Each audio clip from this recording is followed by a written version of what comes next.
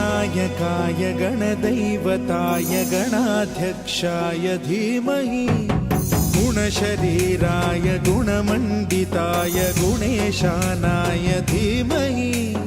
गुणातीताय गुणाधीशाय गुणप्रविष्टाय धीमहि